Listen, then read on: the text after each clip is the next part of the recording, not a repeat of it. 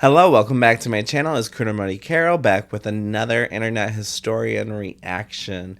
Even fancier paintings. I already reacted to the two other fancy series videos he had, so if you want to check those out, you can. If you don't, who cares? Yeah, so let's see how this is. Remember to like, comment, subscribe, all that fun stuff. Let's go. NordVPN isn't like the other girls. Hello, Incognito mode videos now. Alright, so the schedule for this mini-series goes like this. We did the main channel on theatre, then an incognito mode on painting, which is this. Then there's a main channel on wine, and then an incognito mode on a bunch of stories around wine. And there's a main channel on things that people wear. There's a main channel on luxury goods, and then we round the whole thing off with 2 more incognito modes. And then I go back into cryostasis. He has a really big schedule. Are the other ones released? I haven't seen them all. I only seen the 3 out. This first section is on the basics of painting, and we were a little bit worried to show it because we kind of felt like this will split the audience. Not because it's political or anything, but because it's so basic. So someone who already knows something about art would be like, yeah, of course, why are you telling me this? But for someone like me, who knows practically zero about art, I found it really interesting, and I thought, why the heck haven't I been told this before, right? So, I think I kind of fall a little bit more towards his side. I did take a few art classes. You can't see my parenthesis quotes right now, but I took art classes in college for the wrong reasons.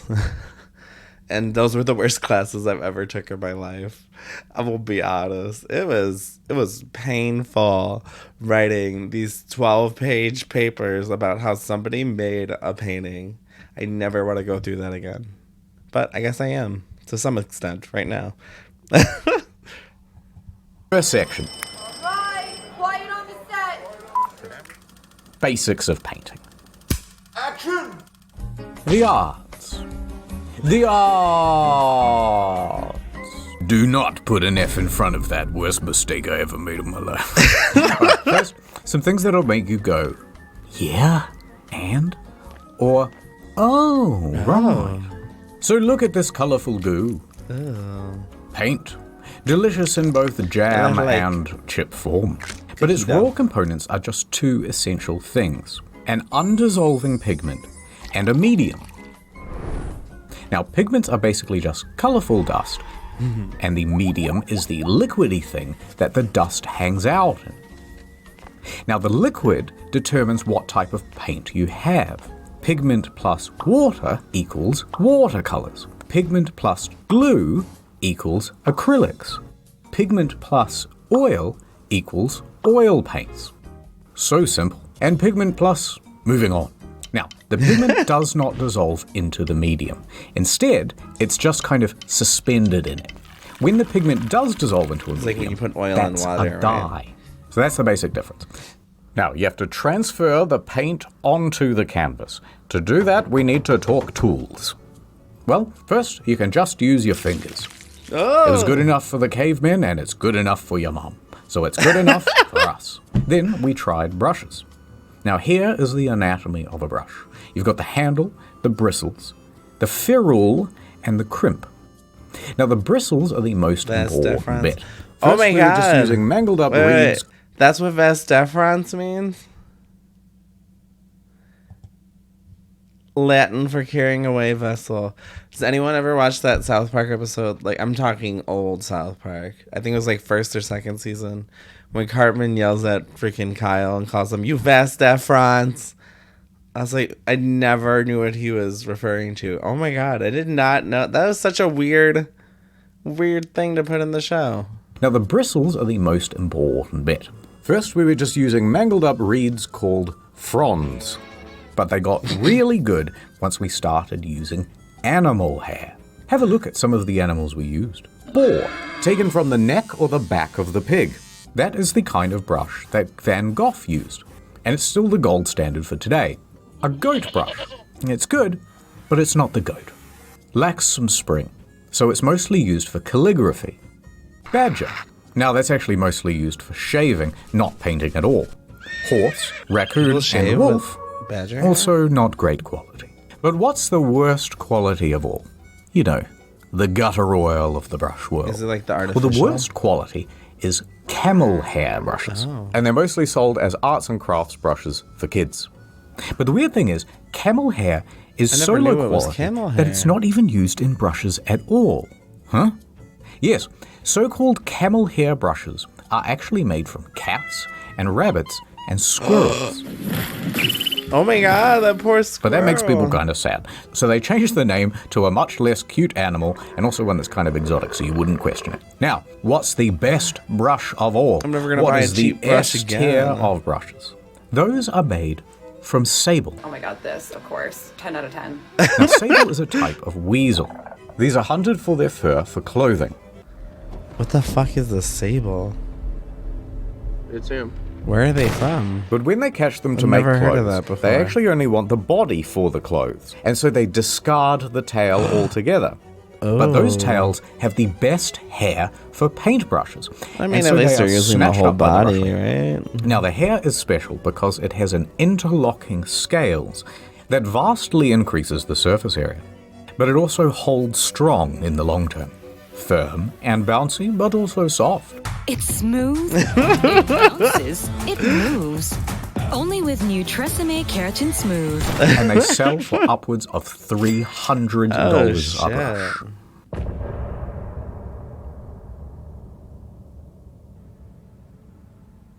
All gonna right, be another here's a sponsor. top 10 list, sort of maybe Watch Mojo style, of the most famous paintings, and just a few interesting things about them Mona that Lisa. you may not know. She has to be on Pop there, right? quiz, sports shoe wearer. Look at this painting. What does it make you feel? Too late. Or if you answered in time, wrong answer. Happy, sad.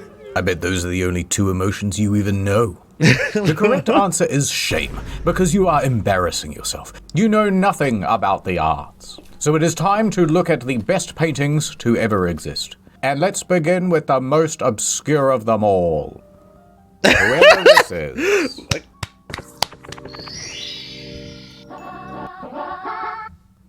The Mona Lisa. Now, I thought it went first name Mona, last name Lisa. Check it out. But turns out Mona is an honorific, meaning madam, so it's Madam Lisa. Now, Didn't know relatively that. recently, historians have figured out who she actually is, and they found out that she's married to a Florentine merchant, Francesco del Giocondo. So that makes her Ah, so that's not the Lisa real del Gioconda, and that explains the alternative title of the work, La Gioconda. Now, the reason she has her arms crossed and is a little bit chubby is because she's pregnant. In fact, you can Oh, is kind she of see that really? she's I thought wearing that a was just a veil, rumor. and that particular type of veil was worn by pregnant women at the time. Her husband commissioned the painting when Da Vinci was already well known, so it would have been very expensive, and that makes it very on the funny lips. for a couple of reasons. One, it was never handed over to the family. Instead, Leo left it in his will to his apprentice. And two, because for a couple of hundred years, the prevailing theory was that she was not an aristocratic wife, but instead a prostitute. Her hair being down and her almost absent eyebrows were common traits of working girls at the time. Anyway, why is this painting so famous? Well, Da Vinci was already pretty famous, and the painting got stolen. This became a very big news story, and her face suddenly started getting plastered on a whole bunch of newspapers and wanted posters, making her very recognizable. From there, she became the most famous painting, which is why she always because it looks got so smug. stolen. Starry Night, Vincent van Gogh. This freaking painting gives me a visceral reaction of, oh my god, I don't even, Long story short, used to date someone, his favorite painting, put it on everything. I don't know, I'm sorry, but if this is like your favorite painting, like, you're a basic bitch. Get over yourself. I'm not sorry. Yeah, I sure hope it does. Painted while he was in the St. Paul de Musol Asylum. That's here. And this was the view from his bedroom window. Here is the real view a few decades later. He chose not to paint the metal bars. Now, you can see that there are 11 stars in the sky. He was in here. prison. Supposedly, that's reference to Joseph from the Bible. Joseph, he had a hard life. The minivan, he had a hard life too. And he hoped that he would be remembered that's the guy who at cut his least ear off. once he was gone. Like Joseph. And you know what? It worked out for him because everybody remembers Van Gogh and nobody remembers the guys who bullied him and called him a ginger. Also, there's kind of a theory that he was killed by some kid. Go check out Wendigoon's What? channel for more Really? information on that one. Ah, the birth of Venus. All right, let me tell you what's happening in this one. So, What does Venus mean? Like, is it like Megami or something? Like something like goddess? Because I don't hear the word a lot in English. But when it comes to Japanese, I hear it all the time.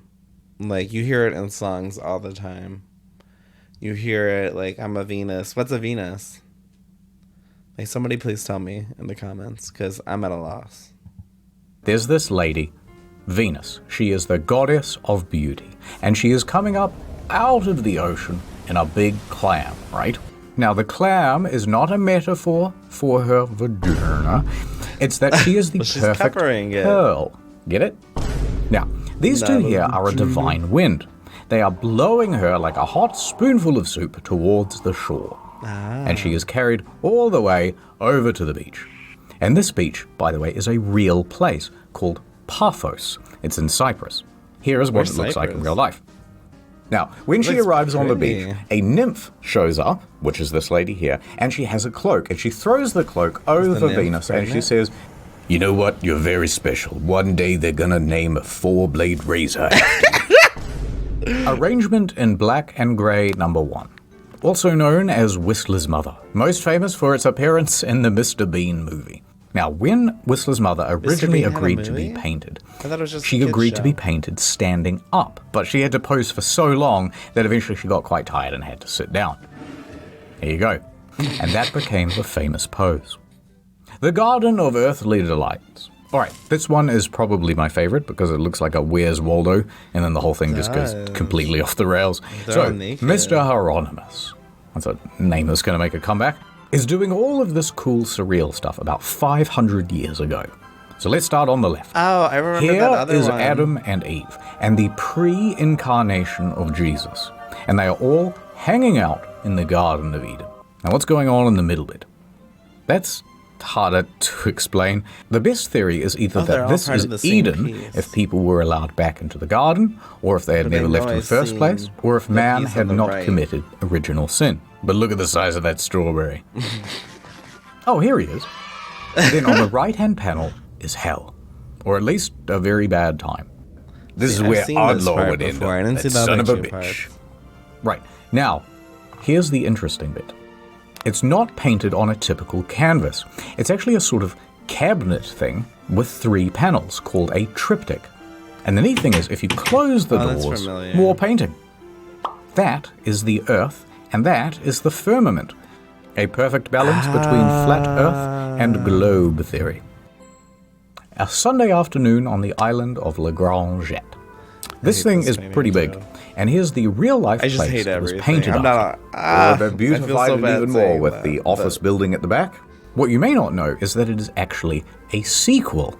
First, George Seurat painted the left bank, and that's where all the working class sit. You see these guys that, you know, have a bit less money and stuff. Gross! Normal people, you mean.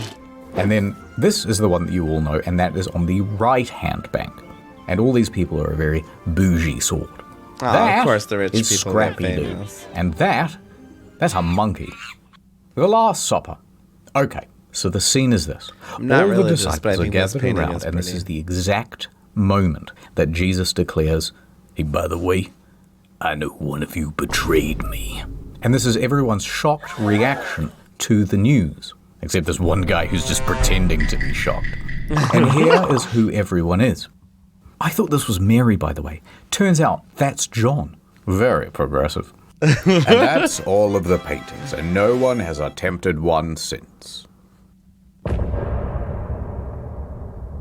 And I wake up.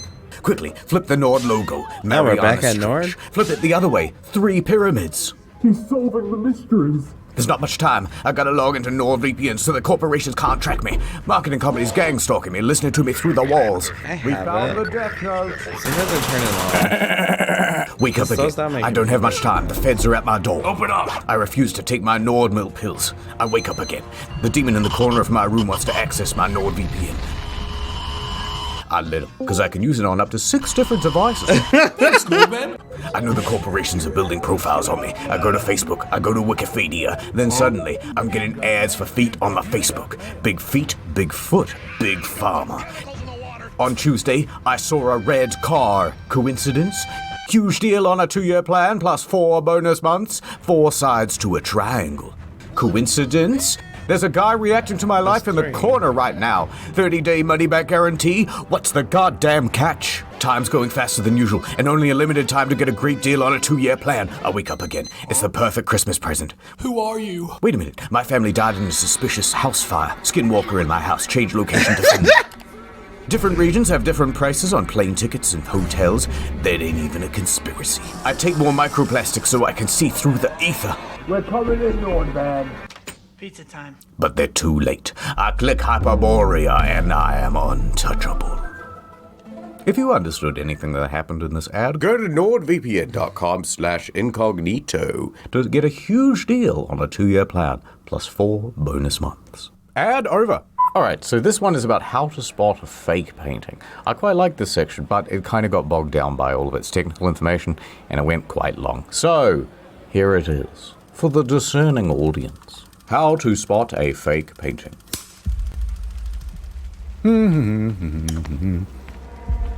It's a nice apartment.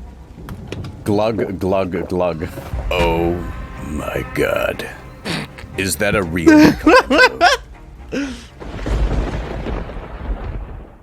Looks like something a student We're would here draw now. for me. Quick hypothetical lower tax brackets. If paintings like this one or this one go for literally gajillions of dollars, that's USD, then what's to stop someone from doing this?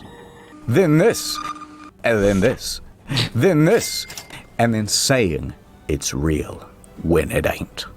You know, Well, can't faking you tell up. by the texture? Turns out, not much at all. In fact, it can be very difficult to tell these fake-ass paintings from the ones that keep it real. Did you guys ever see that Daria episode when Jane literally gets paid for faking paintings like that? Like, I'm pretty sure that is just like a normal business practice, isn't it? Like, what's the big... Well, I understand the historical necessity for keeping the original pieces, but I don't think it's bad to buy, like, remakes of it. I think it's bad if they're trying to sell it like it's the original. But who the hell has enough money to go out and buy an original? Fuck off if you do. There's a whole ass art to detecting these fakes, and it's become an arms race, where the authenticators find new ways of detecting, and the fakers find new ways to get around their methods.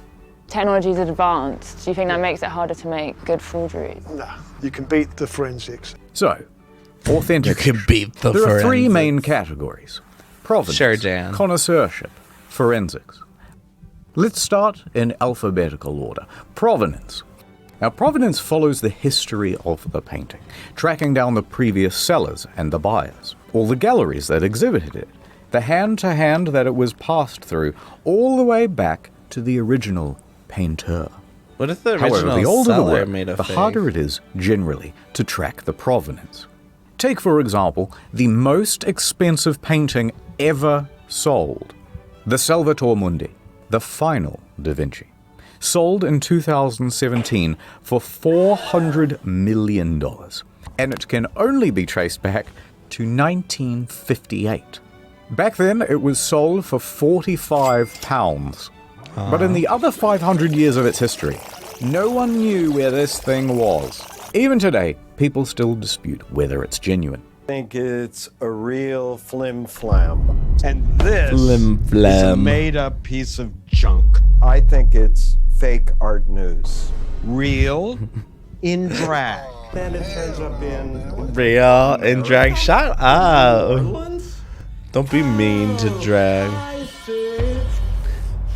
I think we've wished this Da Vinci into existence. Here's the lost Leonardo that somebody once mentioned in a book. Provenance has gotten a lot easier. How many over videos time. did he make You used to have about to it? track down books It's kinda and read crazy he has that catalogs and much stuff, footage. but now He's it's all got- online. Control What is plus it called? F. Talking about it. There it is. So you see, kid, there's nothing online. Nothing. Tell me who you bought this from, you son of a bitch. Where did you get this? Tell me the name of the auction house that sold you it. Connoisseurship. Look at the work. Do you believe what you are seeing? How does it look? How does it taste? Are these ballpoint pen strokes those of a master artist? Luckily, there are people like wonder if he drew Martin that Kemp, himself. who spend their whole careers focusing on single artists. I mean, it kind of I've looks been dealing nice. with Leonardo for, I suppose, about 50 years. They can pick out the fakes. So, for example, when he was looking at La Bella Principessa, he went, yep, he uses the trois crayon. He's a left-handed artist. The proportions of the head and the face are all correct. You know what?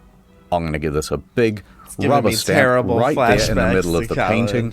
Confirmed. Where did they make So, it for the with? fakers, they have to have How a did they keen draw understanding it? of who What directions they are were the copying. strokes? One of the best fakers, Fuck, Almir who de cares? Hore, for example, mastered the brushstrokes of artists such as Matisse, Modigliani, and Renoir so well that hundreds of museums are currently in possession of his works without even knowing it. Yes, well, Michelangelo is famous for his Cangiante painting techniques, and I can't see any of that here. You're 0 for 2, kid. You're going down. Forensics. This thing's going straight to the lab. You're about to have a paint brush up with the law. Oh my god. Masterpiece. More like you're a real masterpiece.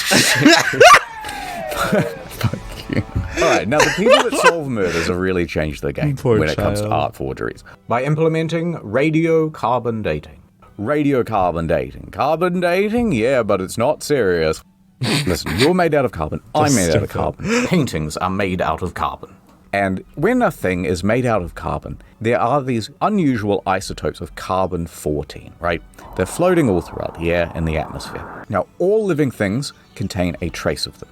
They are taken in when something eats, breathes, anything else. And that happens continuously throughout the life cycle. However, when the organism dies, it stops taking in new carbon, right? Which means it stops taking in new carbon-14.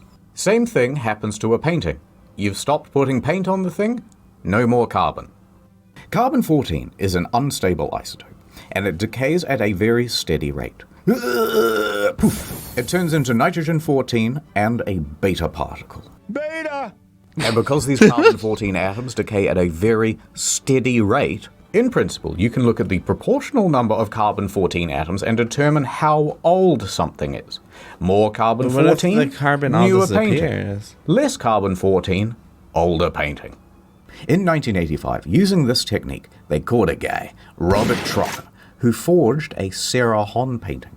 Ah, far too many carbon-14 atoms. Lock 'em up, boys. But there are even That's simpler methods of amazing, testing though. the age of a pigment. I 3 wonder how Jackson they Pollock paintings were found to came be across fake that. when it was determined that the pigments on the canvas weren't sold until the 1960s. But Pollock was dead by 1956. Nah. Nowadays, there are huge pigment libraries that can be easily cross-referenced. At least like So an that shows Idol the membership year a pigment was timeline. first introduced, and what year it stopped being used. For example, anything that has titanium white has to have been produced in the last 80 years. I'm going to be honest with you, kid. Michelangelo never used the yellow crayon.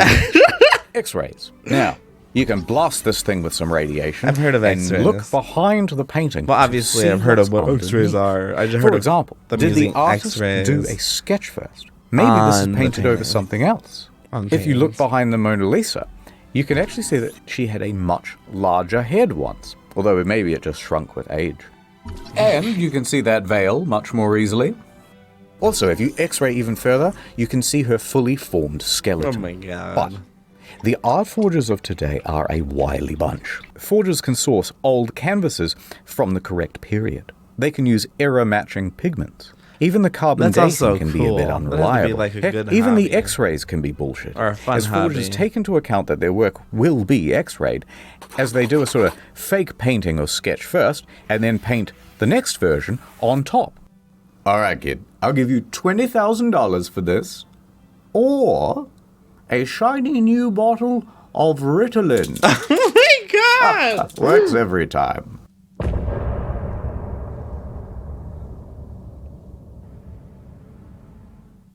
This section is about Shakespeare. Wow, that would make so much sense for it to be in the theatre video on the main channel.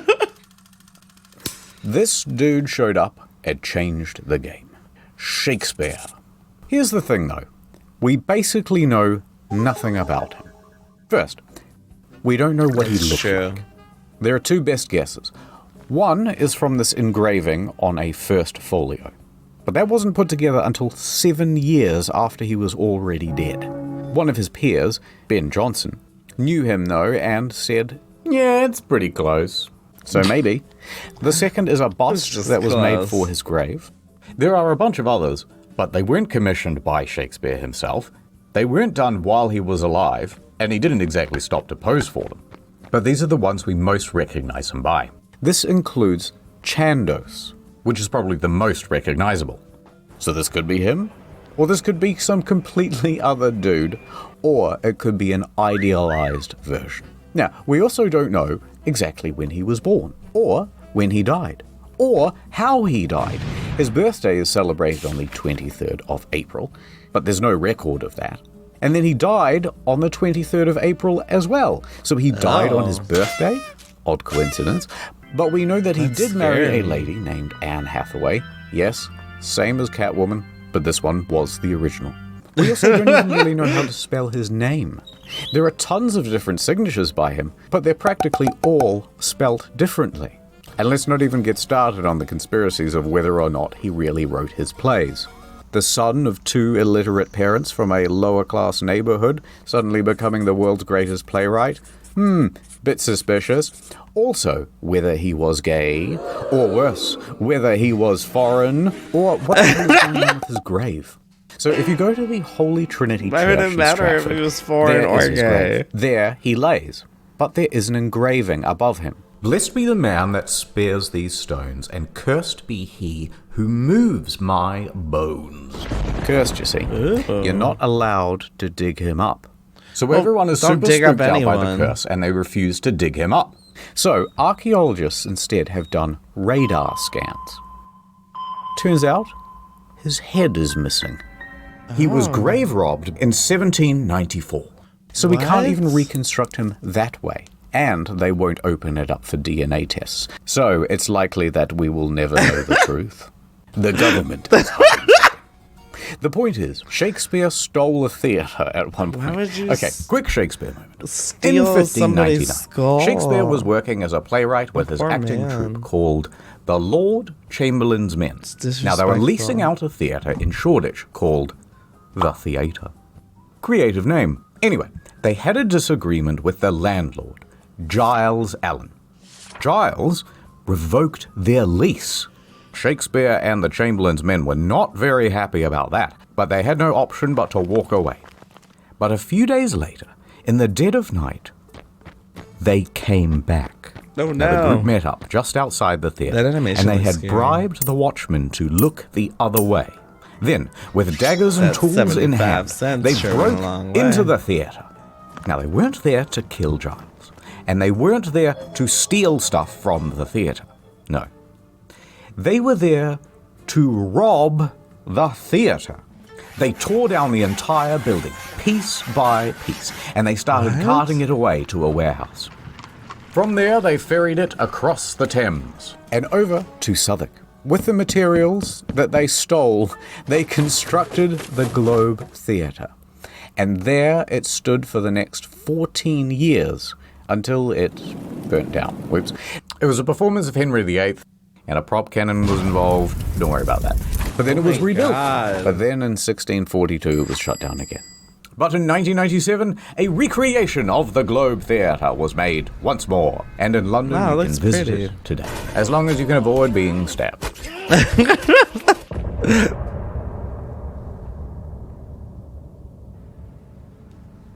And now for the best section of all. Come on, people, we're ready to shoot. Where's the pizza box with the hole in it? Trojan horse? Oh, never mind. That's my cue. I gotta go. Catch you soon. Don't forget NordVPN. Okay, that was really fun to watch. No, don't play another one. Don't play another one. Let me zoom my face in so you can see me. Yeah, so I really enjoyed that one. I really loved the stuff about Shakespeare at the end, and then the moving of the the making of the Globe Theater and everything. Thank you for watching and reacting with this. I mean, watching this with me. And I hope you come back again and we'll watch more. Bye.